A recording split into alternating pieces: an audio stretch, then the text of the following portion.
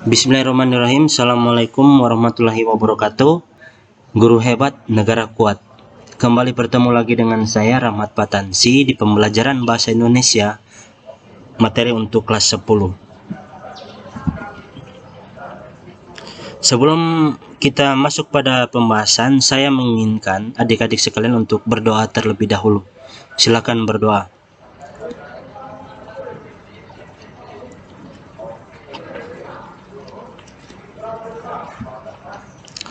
Baik, terima kasih. Semoga adik-adik sekalian selalu sehat dan selalu dalam lindungan Allah Subhanahu wa taala. Amin. Adapun judul materi kita pada pertemuan kali ini menginstruksi bagian-bagian dalam berdebat. Nah, pada kegiatan yang pertama ini silakan diperhatikan ya dan dilihat. Merumuskan mosi berdasarkan isu atau permasalahan yang sedang berkembang ya. Silakan kalian lihat ya dan baca. Pada pertemuan yang lalu sudah saya jelaskan tentang debat dan mosi, pro, kontra, dan lainnya sudah saya jelaskan. Mosi dalam debat sama dengan topik dalam sebuah teks. Mosi menjadi dasar bagi pihak-pihak yang terlibat debat untuk menentukan sikap apakah mendukung atau menolak mosi. Berdasarkan mosi, semua pihak dapat mendukung ataupun menolak mosi yang menyiapkan argumen ataupun mendukung pendapat tentang mosi. Mosi ini artinya sebuah pernyataan ya, pernyataan yang dikeluarkan oleh salah satu pihak. Kita bisa mendukung dan bisa juga kita menolak mosi tersebut. Akan tetapi hal tersebut harus juga diperhatikan karena harus disertai dengan bukti ataupun pendukung ya, pendukung-pendukung yang menjadi dasar kita untuk menolak mosi tersebut ya. Ini sudah saya jelaskan pada pertemuan yang lalu ya.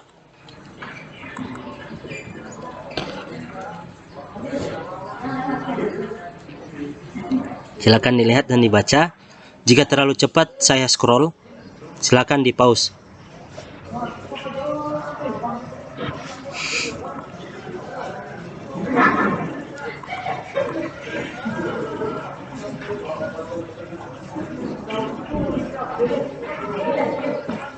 Silakan dibaca ya.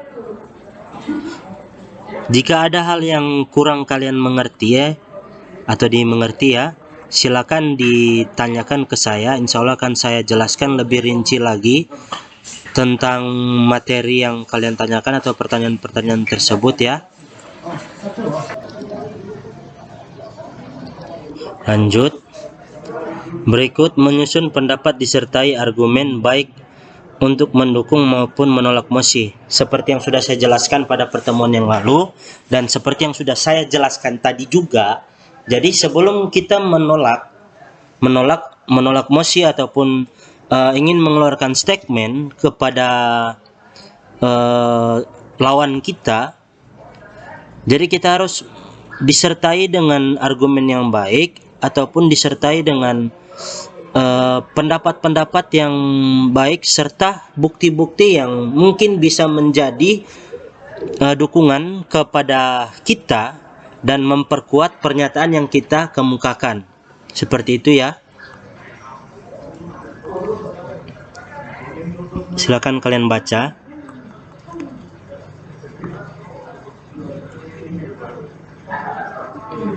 Nanti sebentar saya akan berikan contoh sedikit saja tentang video tentang debat ya. Dan sebentar akan saya bagikan ke Anda.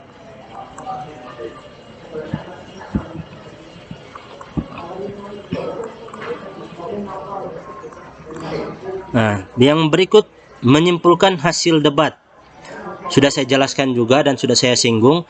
Untuk menyimpulkan hasil debat ini, yang pertama, setelah kita selesai mengikuti kegiatan debat, biasanya yang melakukan penyimpulan ini adalah moderator ya biasanya.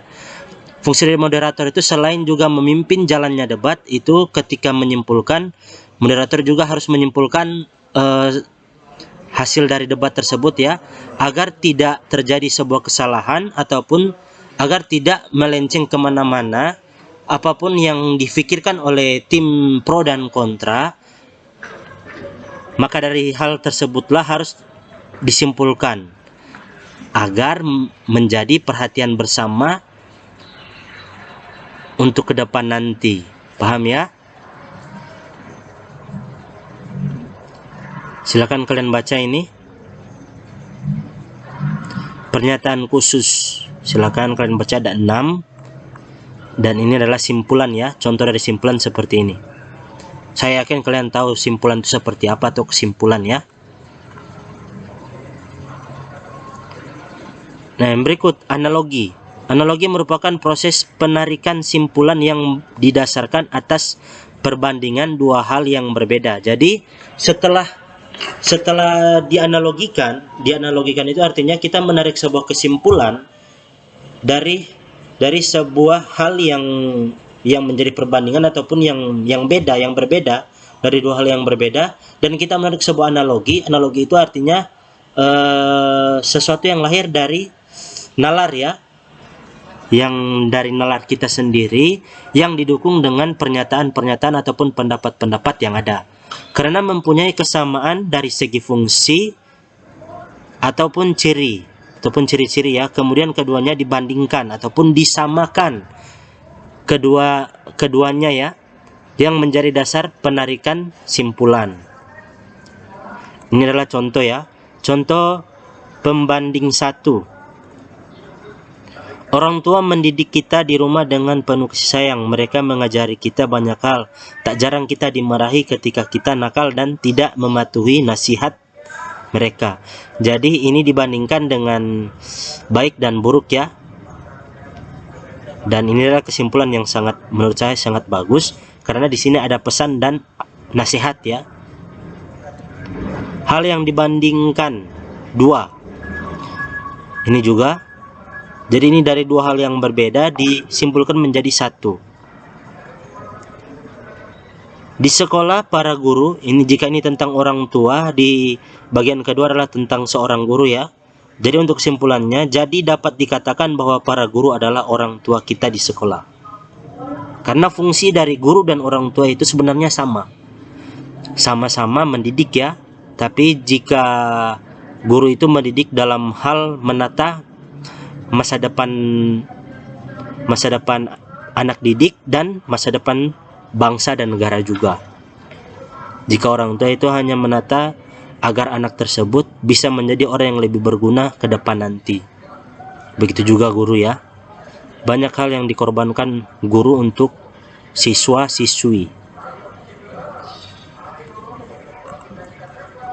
Sebab akibat. Nah, penarikan kesimpulan secara induktif berikut adalah sebab akibat.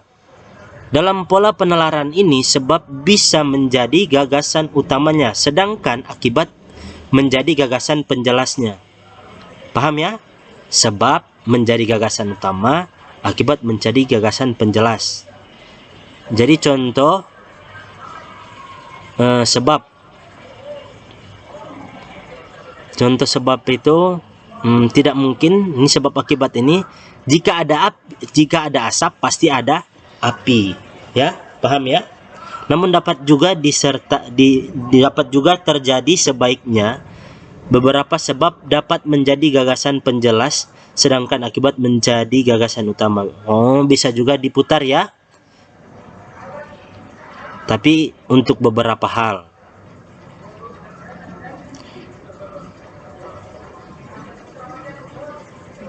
Silakan dibaca. Ini contoh ya, contoh sebab akibat. Silakan dibaca. Ini sebab. Ini adalah akibat. Konsep drainase saat ini dimaksudkan untuk mencegah yang diterapkan di seluruh pelosok tanah air saat ini untuk mencegah banjir. Ini akibat ya. Akibatnya banyak terjadi kekeringan di mana-mana sebab air tidak diberi kesempatan meresap ke dalam tanah. Paham ya? Ini ada 6, sebabnya ada 6, ini akibatnya disatukan ya. Silakan dilihat. Ini contoh paragraf juga, silakan kalian lihat dan kalian baca.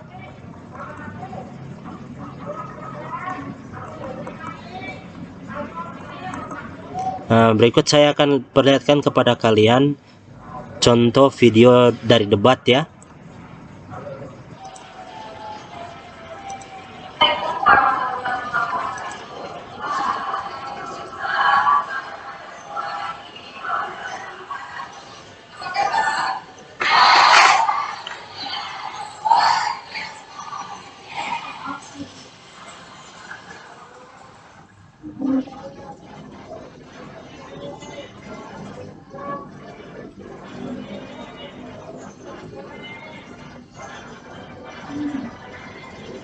Jadi yang ini adalah seorang guru ya.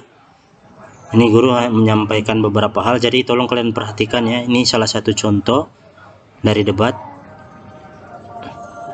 Ini mungkin seorang moderator. Nanti saya percepat ya.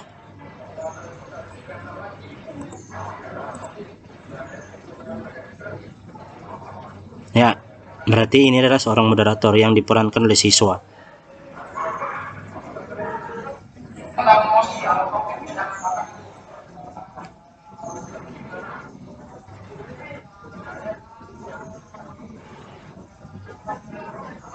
Jadi materi ini tentang penggunaan HP, handphone ya. Mungkin sebuah larangan ini.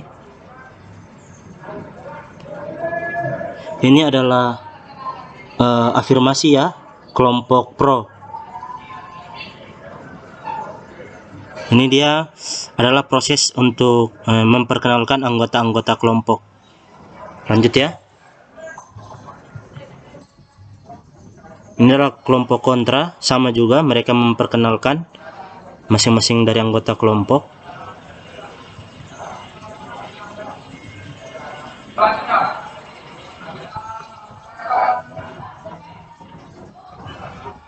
Di sini kelompok pro mengemukakan beberapa argumen ataupun pendapat yang mendukung permasalahan yang ada ya.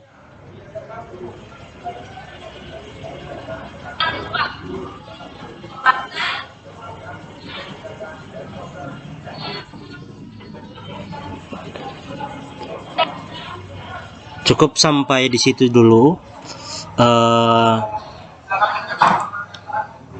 contoh dari debat kita, video debat yang saya perlihatkan kepada kalian hanya sedikit saja. Nanti silakan kalian lihat di YouTube ya. Silakan kalian lihat di YouTube saja. Ini ya, ini judulnya debat ini ya. Silakan ya.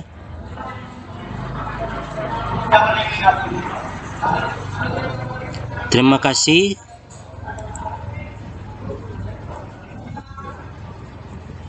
Silakan kalian lihat ya.